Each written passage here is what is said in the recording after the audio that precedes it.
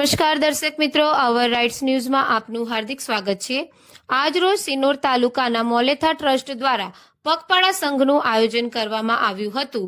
આ સંઘ વડોદરા લીંબજ ભવનથી મોલેથા લીંબજ માતાજીના મંદિરે આવ્યો હતો। તેમાં ખૂબ જ મોટી સંખ્યામાં શ્રદ્ધાપૂર્વક માતાજીના માઈ ભક્તો જોડાયા હતા।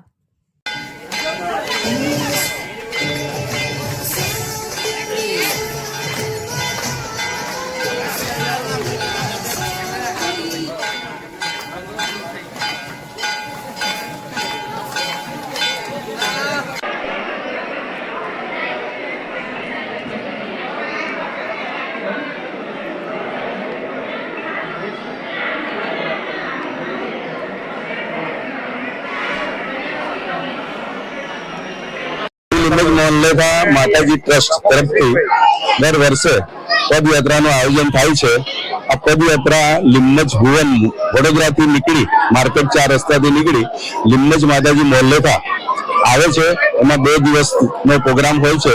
એમાં પહેલા દિવસે ડભોઈ રાત્રિ રોકાણ કરી અને બીજા દિવસે સવારે ફરી માતાજીની આરાધના કરતા કરતા બધા ભાવિક ભક્તો લીંબજ માતાજી મોલેથા પહોંચે છે અને બંને દિવસ રસ્તામાં દાતાશ્રીઓ તરફથી દાનની સરવાણી રહે છે, ચાલુ રહે છે। પ્લસ જે તે જગ્યાએ જે વસ્તુની જરૂરિયાત હોય, મહાપ્રસાદથી લઈ ઠંડા પીણાથી લઈ લીંબુ શરબતથી લઈ અને જેની જરૂરિયાત હોય છે એ બધી તમામ દાતાઓ તરફથી જ પૂરી કરવામાં આવે છે અને બધા ભાવિક ભક્તો ખૂબ જ આનંદ ઉત્સાહથી જોડાય છે।